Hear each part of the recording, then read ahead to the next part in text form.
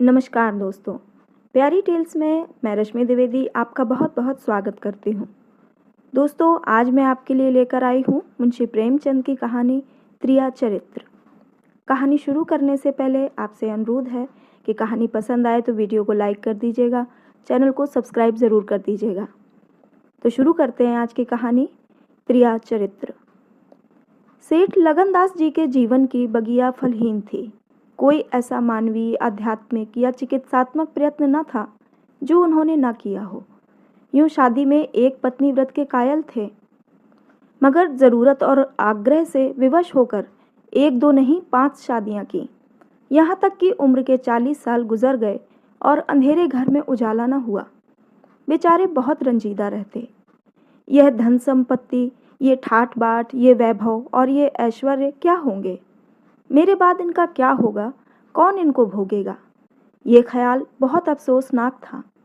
आखिर ये सलाह हुई कि किसी लड़के को गोद लेना चाहिए, मगर ये मसला पारिवारिक झगड़ों के कारण सालों तक स्थगित रहा। जब सेठ जी ने देखा कि बीवियों में अब तक बदस्तूर कशमकश हो रही है, तो उन्होंने नैतिक साहस से काम लिया और एक होनहार अनाथ लड़के को गोद ले लिया। उसका नाम रखा मगनदास। उसकी उम्र 5-6 साल से ज़्यादा न थी। भला का ज़हीन और तमीज़दार, मगर औरतें सब कुछ कर सकती हैं, दूसरे के बच्चे को अपना नहीं समझ सकती। यहाँ तो 5 औरतों का साझा था। अगर एक उसे प्यार करती तो बाकी 4 औरतों का फ़र्ज़ था कि उससे नफ़रत करें। हाँ, सेठ जी उसके साथ बिल्कुल अपने लड़के की सी मोहब्बत करते थे। पढ़ाने को मास्टर रखे, सवारी के लिए घोड़े, रईसी ख्याल के आदमी थे। राग रंग का सामान भी मुहैया था। गाना सीखने का लड़के ने शौक किया तो उसका भी इंतज़ाम हो गया। गरज जब मगनदास जवानी पर पहुंचा तो रईसाना दिलचस्पियों में उसे कमाल हासिल था। उसका गाना सुनकर उस्ताद लोग कानों पर हाथ रखते। शहसवार ऐसा कि दौड़ते हुए घोड़े पर सवार हो जाता। डील डॉल शक्ल सूरत में उसका साल बेला जवान दिल्ली में कम होगा।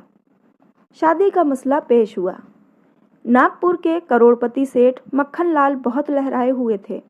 उनकी लड़की से शादी हो गई। धूमधाम का जिक्र किया जाए तो किस्सा वियोग की रात से भी लंबा हो जाए।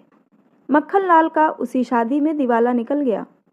इस वक्त मगनदास से ज़्यादा ईर्ष्या के योग्य आदमी और कौन होगा? उसकी ज़िंदगी की बहार उमंगों पर भी और मुरादों के फूल अपनी शबनमी ताजगी में खिल खिलकर हुस्न और ताजगी का समा दिखा रहे हैं। मगर तकदीर की देवी कुछ और ही सामान कर रही थी। वह सैर सपाटे के इरादे से जापान गया हुआ था कि दिल्ली से खबर आई कि ईश्वर ने तुम्हें एक भाई दिया है। मुझे इतनी खुशी है कि ज़्यादा अरसे तक जिंदा न रह सकूं। तुम बहुत जल्द लौट आओ। मगनदास के हाथ से तार का कागज़ छूट गया और सर में ऐसा चक्कर आया कि जैसे किसी ऊंचाई से गिर पड़ा है। मगनदास का किताबी ज्ञान बहुत कम था, मगर स्वभाव की सज्जनता से वह खाली हाथ न था। हाथों की उदारता ने जो समृद्धि का वरदान है, हृदय को भी उदार बना दिया था। उसे घटनाओं की इस काया पलट से दुख तो ज़रूर हुआ, आखिर इंसान ही था, मगर उसने धीरज से काम लिया और एक आशा और भय की मिलीजुली हालत में देश को रवाना हुआ। रात का वक्त था। जब अपने दरवाजे पर पहुंचा तो नाच गाने की महफिल सजी देखी। उसके कदम आगे न बढ़े। वह लौट पड़ा और एक दुकान के चबूतरे पर बैठकर सोचने लगा कि अब क्या करना चाहिए। इतना तो उसे यकीन था कि सेठ जी उसके साथ भी भलमनसी और मोहब्बत से पेश आएंगे, बल्कि शायद अब और भी कृपा करने लगे। सेठानियाँ भी अब उसके साथ गैरों का सा बर्ताव न करेंगी। मुमकिन है मंजली बहू, जो इस बच्चे की खुशनसीब माँ थी, उससे दूर दूर रहें, मगर बाकी चारों सेठानियों की तरफ से सेवा सत्कार में कोई शक नहीं था। उनकी डाह से वह फ़ायदा उठा सकता था। उसके स्वाभिमान ने यह गंवारा न किया कि जिस घर में मालिक की हैसियत से रहता था, उसी घर में अब एक आश्रित की हैसियत से ज़िंदगी बसर करे। उसने फैसला कर लिया कि अब यहाँ रहना न मुनासिब है न मसलहत। मगर जाऊँ कहाँ? न कोई ऐसा फ़न सीखा, न कोई ऐसा इल्म हासिल किया जिससे रोज़ी कमाने की सूरत पैदा होती। रईसाना दिलचस्पियाँ उसी वक्त तक कद्र की निगाह से देखी जाती हैं जब तक कि वे रईसों के आभूषण रहें। जीविका बनकर वे सम्मान के पद से गिर जाती हैं। अपनी रोजी हासिल करना तो उसके लिए कोई ऐसा मुश्किल काम न था। किसी सेठ साहूकार के यहाँ मुनीम बन सकता था, किसी कारखाने की तरफ से एजेंट हो सकता था, मगर उसके कंधे पर एक भारी जुआ रखा हुआ था। उसे क्या करे? एक बड़े सेठ की लड़की जिसने लाड़ प्यार से परवरिश पाई, उससे यह कंगाली की तकलीफ़ें क्यों कर झेली जाएंगी? क्या मक्खनलाल की लाडली बेटी एक ऐसे आदमी के साथ रहना पसंद करेगी जिसे रात की रोटी का भी ठिकाना नहीं? मगर इस फिक्र में अपनी जान क्यों खपाऊं? मैंने अपनी मर्जी से शादी नहीं की, मैं बराबर इनकार करता रहा। सेठ जी ने ज़बरदस्ती मेरे पैरों में बेड़ी डाली है, अब वही इसके जिम्मेदार हैं, मुझसे कोई वास्ता नहीं। लेकिन जब उसने दोबारा ठंडे दिल से इस मसले पर गौर किया तो बचाव की कोई सूरत नज़र न आई। आखिरकार उसने ये फैसला किया कि पहले नागपुर चलूं, जहां उन महारानी के तौर तरीके को देखूं, बाहर ही बाहर उनके स्वभाव की, मिजाज की जांच करूं। उस वक्त तय करूंगा कि मुझे क्या करना चाहिए। अगर रईसी की बू उनके दिमाग से निकल गई है और मेरे साथ रूखी रोटियां खाना उन्हें मंजूर है तो इससे अच्छा फिर और क्या। लेकिन अगर वह अमीरी ठाट बाट के हाथों बिकी हुई हैं तो मेरे लिए रास्ता साफ है। फिर मैं हूँ और दुनिया का गम। ऐसी जगह जाऊं जहाँ किसी परिचित की सूरत सपने में भी न दिखाई दे। गरीबी की जिल्लत नहीं रहती अगर अजनबियों में ज़िंदगी बसर की जाए। ये जानने पहचानने वालों की कनखियाँ और कनबतियाँ ही हैं जो गरीबी को यंत्रणा बना देती हैं। इस तरह दिल में ज़िंदगी का नक्शा बनाकर मगनदास अपनी मर्दाना हिम्मत के भरोसे पर नागपुर की तरफ चला, उस मल्लाह की तरह जो किश्ती और पाल के बगैर नदी की उमड़ती हुई लहरों में अपने को डाल दे। शाम के वक्त सेठ मक्खनलाल के सुंदर बगीचे में सूरज की पीली किरणें मुरझाए हुए फूलों से गले मिलकर विदा हो रही थीं। बाग के बीच में एक पक्का कुआं था, एक मौल सिरी का पेड़। कुएं के मुंह पर अंधेरे की नीली सी नकाब थी, पेड़ के सिर पर रोशनी की सुनहरी चादर। इसी समय एक नौजवान थका मांदा कुएं पर आया और लोटे से पानी भरकर पीने के बाद जगत पर बैठ गया। मालिन ने पूछा, कहाँ जाओगे? मगनदास ने जवाब दिया कि जाना तो था बहुत दूर, मगर यहीं रात हो गई। यहाँ कहीं ठहरने का ठिकाना मिल जाएगा? मालिन, चले जाओ सेठ जी की धर्मशाला में, बड़े आराम की जगह है। मगनदास, धर्मशाला में तो मुझे ठहरने का कभी संयोग नहीं हुआ। कोई हर्ज न हो तो यहीं पड़ा रहूं। यहाँ कोई रात को रहता है? मालिन, भाई मैं यहाँ ठहरने को न कहूँगी, यह बाई जी की बैठक है। झरोखे में बैठकर सैर किया करती हैं। कहीं देखभाल लें तो मेरे सिर में एक बाल भी न रहे। मगनदास, बाई जी कौन? मालिन, यही सेठ जी की बेटी इंदिरा बाई। मगनदास, ये गजरे उन्हीं के लिए बना रही हो क्या? मालिन, हाँ, और सेठ जी के यहाँ है ही कौन? फूलों के गहने बहुत पसंद करती हैं। मगनदास, शौकीन औरत मालूम होती हैं। मालिन, भाई यही तो बड़े आदमियों की बातें हैं, वे शौक न करें तो हमारा तुम्हारा निर्वाह कैसे हो? और धन है किस लिए? अकेली जान पर 10 लौंडियाँ हैं। सुना करती थी कि भगवान आदमी का हल भूत जोतता है। वह अपनी आंखों से देखा, आप ही आप पंखा चलने लगे, आप ही आप सारे घर में दिन का सा उजाला हो जाए। तुम झूठ समझते होगे, मगर मैं आंखों देखी बात कहती हूँ। उस गर्व की चेतना के साथ जो किसी नादान आदमी के सामने अपनी जानकारी के बयान करने में होता है, बूढ़ी मालिन अपनी सर्वज्ञता का प्रदर्शन करने लगी। मगनदास ने उकसाया, होगा भाई, बड़े आदमी की बातें निराली होती हैं, लक्ष्मी के बस में सब कुछ है, मगर अकेली जान पर 10 लौंडियाँ, समझ में नहीं आता। मालिन ने बुढ़ापे के चिड़चिड़ेपन से जवाब दिया, तुम्हारी समझ मोटी हो तो कोई क्या करे? कोई पान लगाती है, कोई पंखा झलती है, कोई कपड़े पहनाती है। 2000 रुपये में तो सेज गाड़ी आई है, चाहो तो मुंह देख लो, उस पर हवा खाने जाती हैं। एक बंगालिन गाना बजाना सिखाती है, मेम पढ़ाने आती है, शास्त्री जी संस्कृत पढ़ाते हैं। कागज पर ऐसी मूरत बनाती हैं कि अब बोली और अब बोली। दिल की रानी है, बेचारी के भाग फूट गए। दिल्ली के सेठ लगनदास के गोद लिए हुए लड़के से ब्याह हुआ था, मगर राम जी की लीला, 70 बरस के मुर्दे को लड़का दिया, कौन पति आएगा। जब से यह सुनावनी आई है तब से बहुत उदास रहती हैं। एक दिन रोती थी, मेरे सामने की बात है, बाप ने देख लिया, समझाने लगे, लड़की को बहुत चाहते हैं। सुनती हूँ दामाद को यहीं बुलाकर रखेंगे। नारायण करे मेरी रानी दूधो नहाए पूतो फले। माली मर गया था, उन्होंने आड़ न ली होती तो घर भर के टुकड़े मांगती। मगनदास ने एक ठंडी सांस ली। बेहतर है अब यहाँ से अपनी इज्जत आबरू लिए चल दो, यहाँ मेरा निबाह न होगा। इंदिरा रईस जादी है, तुम इस काबिल नहीं हो कि उसके शौहर बन सको।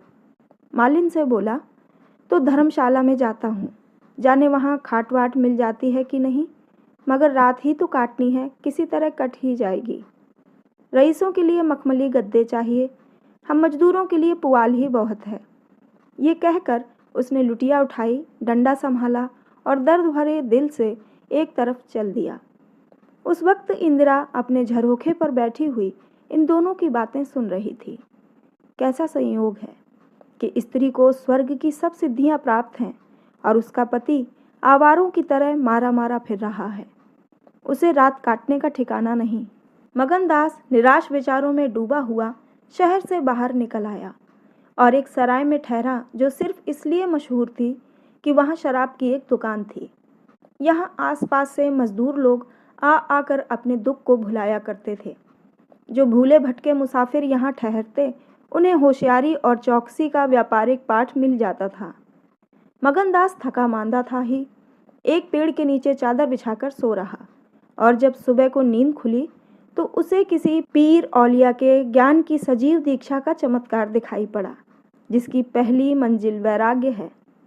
उसकी छोटी सी पोटली, जिसमें 2 एक कपड़े और थोड़ा सा रास्ते का खाना और लुटिया डोर बंधी हुई थी, गायब हो गई, उन कपड़ों को छोड़कर जो उसके बदन पर थे।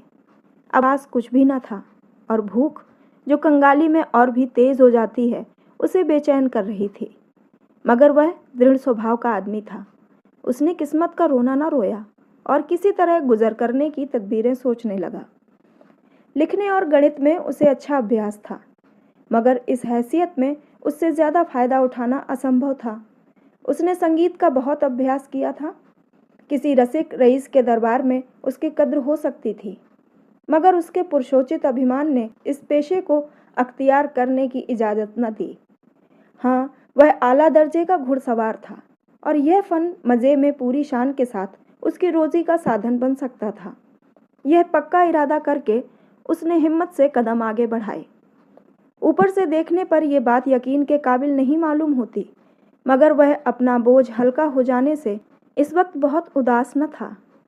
मर्दाना हिम्मत का आदमी ऐसी मुसीबतों को उसी निगाह से देखता है जिसमें एक होशियार विद्यार्थी परीक्षा के प्रश्नों को देखता है। उसे अपनी हिम्मत आजमाने का, एक मुश्किल से जूझने का मौका मिल जाता है। उसकी हिम्मत अनजाने ही मजबूत हो जाती है। अक्सर ऐसे मार्के मर्दाना हौसले के लिए प्रेरणा का काम देते हैं। मगनदास इस जोश के साथ कदम बढ़ाता चला जाता था कि जैसे कामयाबी की मंजिल सामने नजर आ रही है, मगर शायद वहाँ के घोड़ों ने शरारत और बिगड़ैलपन से तौबा कर ली थी, या वे स्वाभाविक रूप से बहुत मज़े से धीमे धीमे चलने वाले थे। वह जिस गांव में जाता, निराशा को उकसाने वाला जवाब पाता। आखिरकार शाम के वक्त जब सूरज अपनी आखिरी मंजिल पर जा पहुंचा था, उसकी कठिन मंजिल तमाम हुई। नागरघाट के ठाकुर अटल सिंह ने उसकी चिंता को समाप्त किया। यह एक बड़ा गांव था, पक्के मकान बहुत थे, मगर उनमें प्रेतात्माएं आबाद थीं। कई साल पहले प्लेग ने आबादी के बड़े हिस्से को इस क्षणभंगुर संसार से उठाकर स्वर्ग में पहुंचा दिया था। इस वक्त प्लेग के बचे खुचे वे लोग गांव के नौजवान और शौकीन जमींदार साहब और हल्के के कारगुजार और रोबीले थानेदार साहब थे। उनकी मिलीजुली कोशिशों से गांव में सतयुग का राज था। धन दौलत को लोग जान का अजाब समझते थे, उसे गुनाह की तरह छुपाते थे। घर घर में रुपए रहते हुए लोग कर्ज ले लेकर खाते और फटे हालों की तरह रहते थे। इसी में निवाह था। काजल की कोठरी थी, सफ़ेद कपड़े पहनना, उन पर धब्बा लगाना था। हुकूमत और ज़बरदस्ती का बाजार गर्म था। अहीरों के यहाँ आंजन के लिए भी दूध न था। थाने में दूध की नदी बहती थी। मवेशी खाने के मुहर्रिर दूध की कुल्लियाँ करते थे। इसी अंधेर नगरी को मगनदास ने अपना घर बनाया। ठाकुर साहब ने असाधारण उदारता से काम लेकर उसे रहने के लिए एक मकान भी दे दिया, जो केवल बहुत व्यापक अर्थों में मकान कहा जा सकता था। इसी झोपड़ी में वह एक हफ्ते से जिंदगी के दिन काट रहा है। उसका चेहरा जर्द है और कपड़े मैले हो रहे हैं, मगर ऐसा मालूम होता है कि उसे अब इन बातों की अनुभूति ही नहीं रही। जिंदा है, मगर जिंदगी रुखसत हो गई है। हिम्मत और हौसला मुश्किल को आसान कर सकते हैं, आंधी और तूफान से बचा सकते हैं, मगर चेहरे को खिला सकना उनके सामर्थ्य से बाहर है। टूटी हुई नाव पर बैठकर मल्हार गाना हिम्मत का काम नहीं, हिमाकत का काम है। एक रोज जब शाम के वक्त वह अंधेरे में खाट पर पड़ा हुआ था, एक औरत उसके दरवाजे पर आकर भीख मांगने लगी। मगनदास को आवाज परिचित जान पड़ी। बाहर आकर देखा तो वही चंपा मालिन थी। कपड़े तार तार, मुसीबत की रोती हुई तस्वीर। बोला, मालिन, तुम्हारी ये क्या हालत है? मुझे पहचानती हो? मालिन ने चौंक कर देखा और पहचान गई। रोकर बोली, बेटा, अब बताओ मेरा कहाँ ठिकाना लगे। तुमने मेरा बना बनाया घर उजाड़ दिया। न उस दिन तुमसे बात करती, न मुझ पर यह विपत पड़ती। बाई ने तुम्हें बैठे देख लिया, बातें भी सुनी। सुबह होते ही मुझे बुलाया और बरस पड़ी। नाक कटवा लूंगी, मुंह में कालिक लगवा दूंगी, चुड़ैल, कुटनी। तू मेरी बात किसी गैर आदमी से क्यों चलाए? तू दूसरों से मेरी चर्चा करे? वह क्या तेरा दामाद था जो तू उससे मेरा दुखड़ा रोती थी? जो कुछ मुंह में आया बकती रही। मुझसे भी ना सहा गया। रानी रूठेंगी, अपना सुहाग लेंगी। बोली, बाई जी, मुझसे कसूर हुआ, लेकिन अब जाती हूँ। छींकते नाक कटती है तो मेरा निबाह यहाँ ना होगा। ईश्वर ने मुंह दिया है तो आहार भी देगा। 4 घर से मांगूंगी तो पेट को हो जाएगा। उस छोकरी ने मुझे खड़े खड़े निकलवा दिया। बताओ, मैंने तुमसे उसकी कौन सी शिकायत की थी? उसकी क्या चर्चा की थी? मैं तो उसका बखान ही कर रही थी, मगर बड़े आदमियों का गुस्सा भी बड़ा होता है। अब बताओ मैं किसकी होकर रहूं? 8 दिन इसी तरह टुकड़े मांगते हो गए हैं। एक भतीजी उन्हीं के यहाँ लौंडियों में नौकर थी, उसी दिन उसे भी निकाल दिया। तुम्हारी बदौलत जो कभी न किया था वो करना पड़ा। तुम्हें कहाँ का दोष लगाऊं? किस्मत में जो लिखा था देखना पड़ा। मगनदास सन्नाटे में आ गया। आह, मिजाज का ये हाल है, ये घमंड, ये शान। मालिन को इत्मीनान दिलाया। उसके पास अगर दौलत होती तो उसे माला माल कर देता। सेठ मक्खनलाल की बेटी को भी मालूम हो जाता कि रोजी की कुंजी उसी के हाथ में नहीं है। बोला, तुम फिक्र ना करो, मेरे घर में आराम से रहो। अकेले मेरा जी भी नहीं लगता। सच कहो तो मुझे तुम्हारी तरह एक औरत की तलाश थी। अच्छा हुआ तुम आ गई। मालिन ने आंचल फैलाकर असीम आशीर्वाद दिया। बेटा, तुम जुग जुग जियो, बड़ी उम्र हो। यहाँ कोई घर मिले तो मुझे दिलवा दो। मैं यहाँ रहूंगी तो मेरी भतीजी कहाँ जाएगी? वह बेचारी शहर में किसके आसरे रहेगी? मगनलाल के खून में जोश आया। उसके स्वाभिमान को चोट लगी कि उन पर ये आफत मेरी लाई हुई है। उनकी इस आवारागर्दी का जिम्मेदार मैं हूँ। बोला, कोई हर्ज ना हो तो उसे भी यहीं ले आओ। मैं दिन को यहाँ बहुत कम रहता हूँ। रात को बाहर चारपाई डालकर पढ़ रहा करूँगा। मेरी वजह से तुम लोगों को कोई तकलीफ ना होगी। यहाँ दूसरा मकान मिलना मुश्किल है। यही झोपड़ा बड़ी मुश्किलों से मिला है। ये अंधेर नगरी है। जब तुम्हारा सुबीता कहीं लग जाए तो चली जाना। मगनदास को क्या मालूम था कि हजरत इश्क उसकी ज़बान पर बैठे हुए हैं, उससे ये बात कहला रहे हैं। क्या ये ठीक है कि इश्क पहले माशूक के दिल में पैदा होता है? नागपुर इस गांव से 20 मील की दूरी पर था। चंपा उसी दिन चली गई और तीसरे दिन रंभा के साथ लौट आई। ये उसकी भतीजी का नाम था। उसके आने से झोपड़े में जान सी पड़ गई। मगनदास के दिमाग में मालिन की लड़की की जो तस्वीर थी, उसका रंभा से कोई मेल न था। वह सौंदर्य नाम की चीज़ का अनुभवी जौहरी था, मगर ऐसी सूरत जिस पर जवानी की ऐसी मस्ती और दिल का चैन छीन लेने वाला ऐसा आकर्षण हो, उसने पहले कभी नहीं देखा था। उसकी जवानी का चांद अपनी सुनहरी और गंभीर शान के साथ चमक रहा था। सुबह का वक्त था। मगनदास दरवाजे पर पड़ा ठंडी ठंडी हवा का मजा उठा रहा था। रंभा सिर पर घड़ा रखे पानी भरने को निकली। मगनदास ने उसे देखा, एक लंबी सांस खींचकर उठ बैठा। चेहरा मोहरा, बहुत ही मोहक, ताजे फूल की तरह खिला हुआ चेहरा, आंखों में गंभीर सरलता। मगनदास को उसने भी देखा। चेहरे पर लाज की लाली दौड़ गई। प्रेम ने पहला वार किया। मगनदास सोचने लगा, क्या तकदीर यहाँ कोई और गुल खिलाने वाली है? क्या दिल मुझे यहाँ भी चैन न लेने देगा? रंभा, तू यहाँ नाहक आई।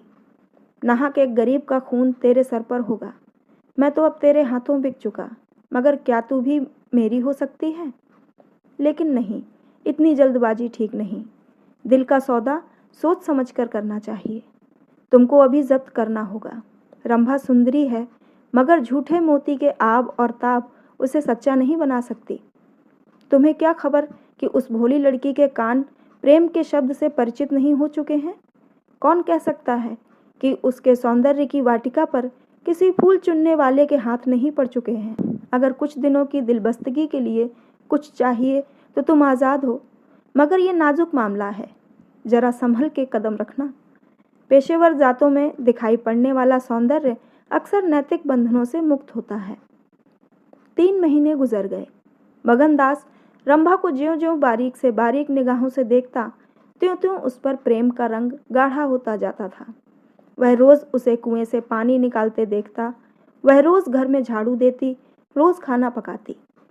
आह, मगनदास को उन ज्वार की रोटियों में जो मज़ा आता था, वह अच्छे से अच्छे व्यंजनों में भी ना आता था। उसे अपनी कोठरी हमेशा साफ सुथरी मिलती। न जाने कौन उसका बिस्तर बिछा देता। क्या यह रंभा की कृपा थी? उसकी निगाहें शर्मीली थीं। उसने उसे कभी अपनी तरफ चंचल आंखों से ताकते नहीं देखा। आवाज़ कैसी मीठी! उसकी हंसी की आवाज़ कभी उसके कान में नहीं आई। अगर मगनदास उसके प्रेम में मतवाला हो रहा था तो कोई ताज्जुब की बात नहीं थी। उसकी भूखी निगाहें बेचैनी और लालसा में डूबी हुई हमेशा रंभा को ढूंढा करती। वह जब किसी गांव को जाता तो मीलों तक उसकी जिद्दी और बेताब आंखें मुड़ मुड़ कर झोपड़े की दरवाजे की तरफ आती। उसकी ख्याति आसपास फैल गई थी, मगर उसके स्वभाव की सरलता और उदार हृदयता से अक्सर लोग अनुचित लाभ उठाते थे। इंसाफ पसंद लोग तो स्वागत सत्कार से काम निकाल लेते थे, और जो लोग ज़्यादा समझदार थे वे लगातार तकाजों का इंतज़ार करते। चूँकि मगनदास इस फन को बिल्कुल नहीं जानता था, बावजूद दिन रात की दौड़ धूप के गरीबी से उसका गला न छूटता। जब वह रंभा को चक्की पीसते हुए देखता तो गेहूं के साथ उसका दिल भी पिस जाता था। वह कुएं से पानी निकालती तो उसका कलेजा निकल आता। जब वह पड़ोस की औरतों के कपड़े सीती तो कपड़ों के साथ मगनदास का दिल छिप जाता। मगर कुछ बस था न काबू। मगनदास की हृदय भेदी दृष्टि को इसमें तो कोई संदेह नहीं था कि उसके प्रेम का आकर्षण बिल्कुल बेअसर नहीं है, वरना रंभा की उन वफा से भरी हुई खातिरदारियों की तुक वह कैसे बिठाता। वफा ही वह जादू है जो रूप के गर्व का सिर नीचा कर सकता है, मगर प्रेमिका के दिल पर बैठने का मादा उसमें बहुत कम था। कोई दूसरा मचलता प्रेमी अब तक अपने वशीकरण में कामयाब हो चुका होता, लेकिन मगनदास ने दिल आशिक का पाया था और ज़बान माशूक की। एक रोज़ शाम के वक्त चंपा किसी काम से बाजार गई हुई थी और मगनदास हमेशा की तरह चारपाई पर पड़ा सपने देख रहा था। रंभा अद्भुत छटा के साथ आकर उसके सामने खड़ी हो गई। उसका भोला चेहरा कमल की तरह खिला हुआ था और आंखों से सहानुभूति का भाव झलक रहा था। मगनदास ने उसकी तरफ पहले आश्चर्य और फिर प्रेम की निगाहों से देखा और दिल पर जोर डालकर बोला, आओ रंभा, तुम्हें देखने को बहुत दिन से आंखें तरस रही थीं। रंभा ने भोलेपन से कहा, मैं यहाँ ना आती तो तुम मुझसे कभी ना बोलते। मगनदास का हौसला बढ़ा, बोला, बिना मर्जी पाए तो कुत्ता भी नहीं आता। रंभा मुस्कुराई, कली खिल गई, मैं तो आप ही चली आई। मगनदास का कलेजा उछल पड़ा।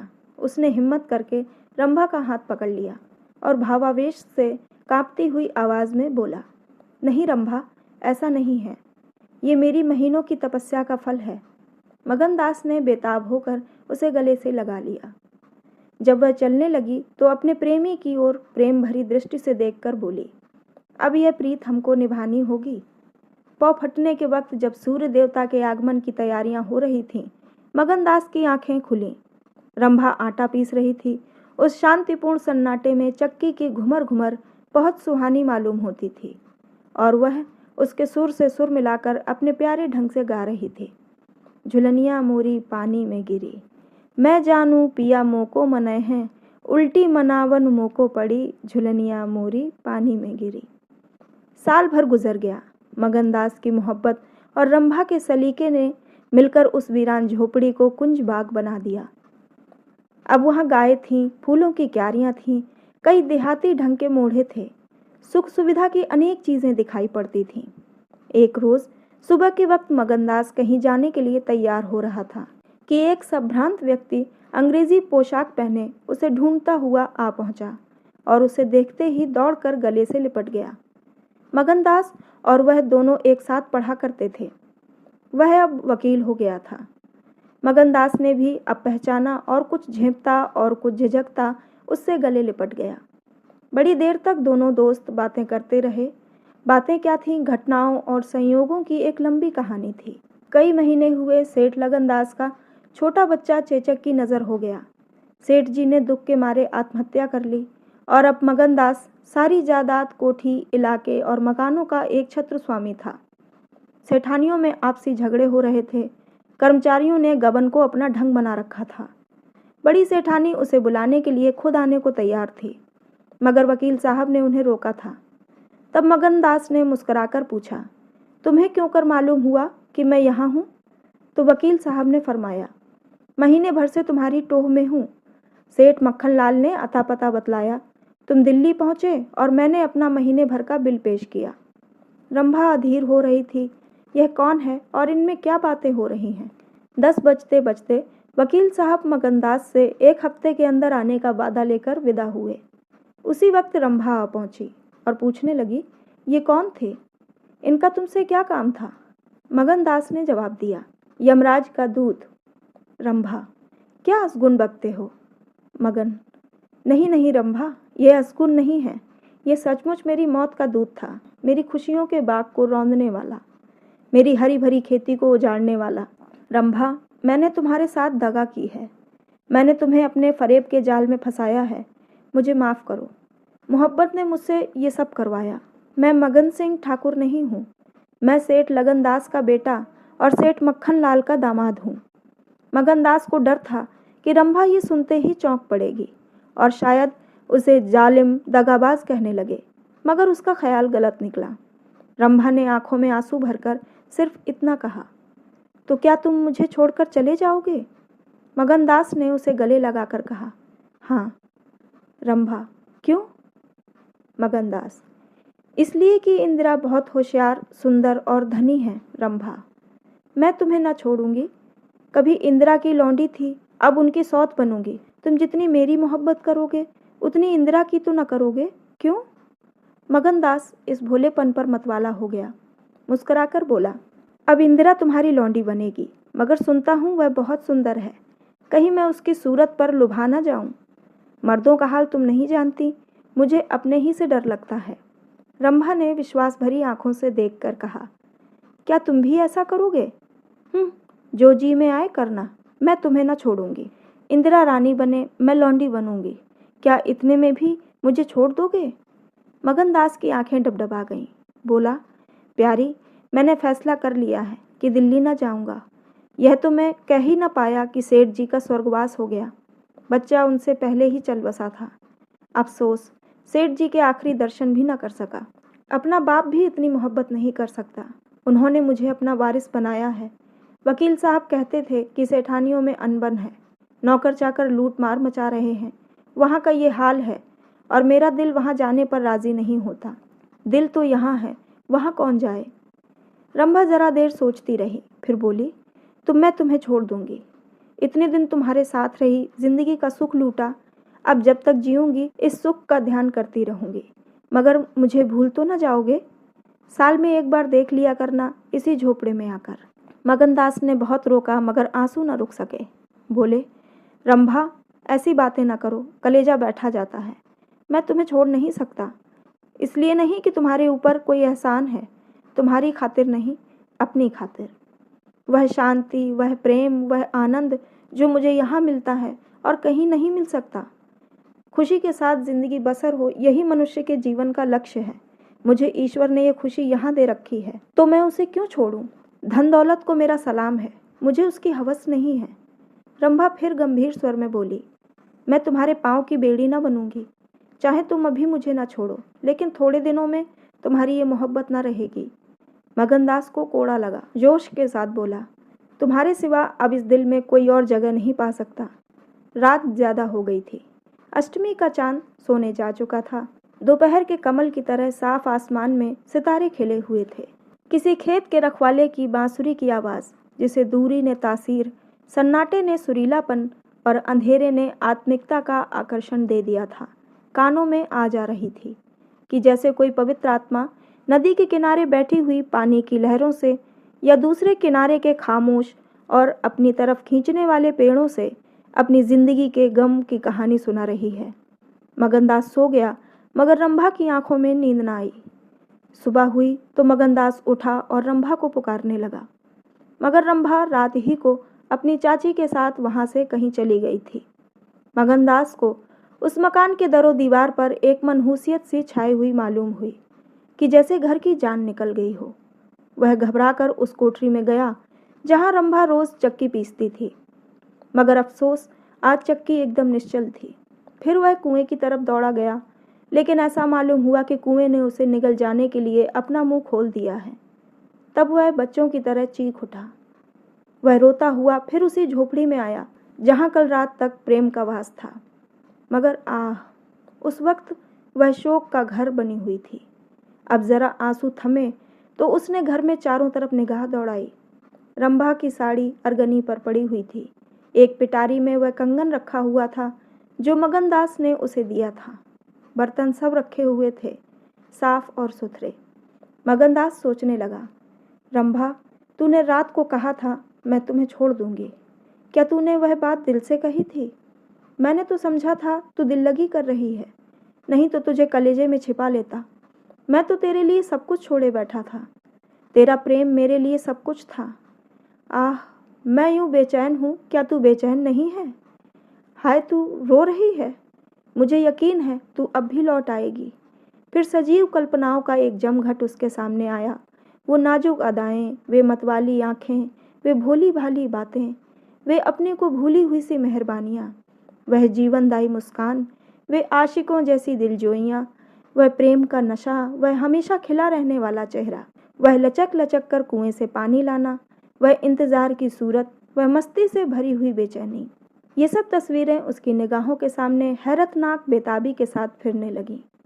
मगनदास ने एक ठंडी सांस ली और आंसुओं और दर्द की उमड़ती हुई नदी को मर्दाना जब्त से रोककर उठ खड़ा हुआ। नागपुर जाने का पक्का फैसला हो गया। तकिए के नीचे से संदूक की कुंजी उठाई तो कागज का एक टुकड़ा निकल आया। वह रंभा की विदा की चिट्ठी थी। प्यारे, मैं बहुत रो रही हूँ, मेरे पैर नहीं उठते, मगर मेरा जाना जरूरी है। तुम्हें जगाऊंगी तो तुम जाने न दोगे। कैसे जाऊं? अपने प्यारे पति को कैसे छोड़ूं? किस्मत मुझसे ये आनंद का घर छुड़वा रही है। मुझे बेवफा ना कहना, मैं तुमसे फिर कभी मिलूंगी। मैं जानती हूँ कि तुमने मेरे लिए सब कुछ त्याग दिया है, मगर तुम्हारे लिए जिंदगी में बहुत कुछ उम्मीदें हैं। मैं अपनी मोहब्बत की धुन में तुम्हें उन उम्मीदों से क्यों दूर रखूं? अब तुमसे जुदा होती हूँ, मेरी सुधि मत भूलना। मैं तुम्हें हमेशा याद रखूंगी। ये आनंद के दिन कभी न भूलेंगे। क्या तुम मुझे भूल सकोगे? तुम्हारी प्यारी रंभा। मगनदास को दिल्ली आए हुए 3 महीने गुजर चुके हैं। इस बीच उसे सबसे बड़ा जो निजी अनुभव हुआ वो ये था कि रोजी की फिक्र और धंधों की बहुतायत से उमड़ती हुई भावनाओं का जोर कम किया जा सकता है। 1.5 साल पहले का बेफिक्र नौजवान अब एक समझदार और सूझबूझ रखने वाला आदमी बन गया था। सागर घाट के उन कुछ दिनों से उसे रियाया की इन तकलीफ़ों का निजी ज्ञान हो गया था, जो कारिंदों और मुख्तारों की सख्तियों की बदौलत उन्हें उठानी पड़ती हैं। उसने उसे रियासत के इंतज़ाम में बहुत मदद दी और कर्मचारी दबी जबान से उसकी शिकायत करते थे और अपनी किस्मत और ज़माने के उलटफेर को कोसते थे, मगर रियाया खुश थी। जब वह सब धंधों से फुर्सत पाता तो एक भोली भाली सूरत वाली लड़की उसके ख्याल के पहलू में आ बैठती और थोड़ी देर के लिए सागर घाट का वह हरा भरा झोपड़ा और उसकी मस्तियाँ आंखों के सामने आ जाती। सारी बातें एक सुहाने सपने की तरह याद आ आकर उसके दिल को मसोसने लगती। लेकिन कभी कभी खुद ब खुद उसका ख्याल इंदिरा की तरफ भी जा पहुंचता। गो उसके दिल में रंभा की वही जगह थी, मगर किसी तरह उसमें इंदिरा के लिए भी एक कोना निकल आया था। जिन हालातों और आफतों ने उसे इंदिरा से बेजार कर दिया था, वह अब रुखसत हो गई थी। अब उसे इंदिरा से कुछ हमदर्दी हो गई। अगर उसके मिजाज में घमंड है, हुकूमत है, तकल्लुफ़ है, शान है, तो ये उसका कसूर नहीं। ये रईसजादों की आम कमज़ोरियाँ हैं। यही उनकी शिक्षा है। वे बिल्कुल बेबस और मजबूर हैं। इन बदले हुए और संतुलित भावों के साथ जहाँ वह बेचैनी के साथ रंभा की याद को ताज़ा किया करता था, वहाँ इंदिरा का स्वागत करने और उसे अपने दिल में जगह देने के लिए तैयार था। वह दिन दूर नहीं था जब उसे उस आजमाइश का सामना करना पड़ेगा। उसके कई आत्मीय अमीराना शान शौकत के साथ इंदिरा को विदा कराने के लिए नागपुर गए हुए थे। मगनदास की तबीयत आज तरह तरह के भावों के कारण, जिनमें प्रतीक्षा और मिलन की उत्कंठा विशेष थी, उचाट सी हो रही थी। जब कोई नौकर आता तो वह संभल बैठता कि शायद इंदिरा आ पहुंची। आखिर शाम के वक्त, जब दिन और रात गले मिल रहे थे, जनान खाने में जोर शोर से गाने की आवाज़ों ने बहू के पहुंचने की सूचना दी। सुहाग की सुहानी रात थी। 10 बज गए थे। खुले हुए हवादार सहन में चांदनी छिटकी हुई थी। वह चांदनी जिसमें नशा है, आरजू है, खिंचाव है। गमलों में खिले हुए गुलाब और चंपा के फूल चांद की सुनहरी रोशनी में ज़्यादा गंभीर और खामोश नजर आते थे। मगनदास इंदिरा से मिलने के लिए चला। उसके दिल में लालसाएं ज़रूर थीं, मगर एक पीड़ा भी थी। दर्शन की उत्कंठा थी, मगर प्यास से खाली। मोहब्बत नहीं, प्राणों का खिंचाव था जो उसे खींचे लिए जाता था। उसके दिल में बैठी हुई रंभा शायद बार बार बाहर निकलने की कोशिश कर रही थी, इसीलिए दिल में धड़कन हो रही थी। वह सोने के कमरे के दरवाजे पर पहुंचा। रेशमी पर्दा पड़ा हुआ था। उसने पर्दा उठा दिया। अंदर एक औरत सफ़ेद साड़ी पहने खड़ी थी।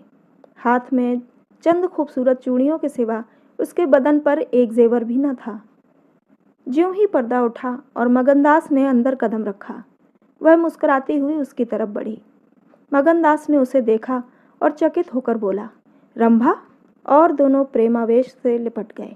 दिल में बैठी हुई रंभा बाहर निकल आई थी। साल भर गुजरने के बाद एक दिन इंदिरा ने अपने पति से कहा, क्या रंभा को बिल्कुल भूल गए? कैसे बेवफा हो? कुछ याद है उसने चलते वक्त तुमसे क्या विनती की थी? मगनदास ने कहा, खूब याद है। वह आवाज़ भी कानों में गूंज रही है। मैं रंभा को भोली भाली लड़की समझता था। ये नहीं जानता था कि ये त्रिया चरित्र का जादू है। मैं अपनी रंभा को अब भी इंदिरा से ज़्यादा प्यार करता हूँ। तुम्हें डाह तो नहीं होती?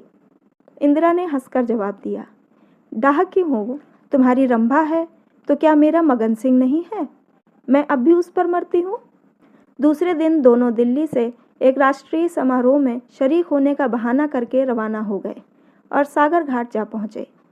वह झोपड़ा, वह मोहब्बत का मंदिर, वह प्रेम भवन फूलों और हरियाली से लहरा रहा था। चंपा मालिन उन्हें वहाँ मिली। गांव के जमींदार उनसे मिलने के लिए आए। कई दिन तक फिर मगन सिंह को घोड़े निकालने पड़े।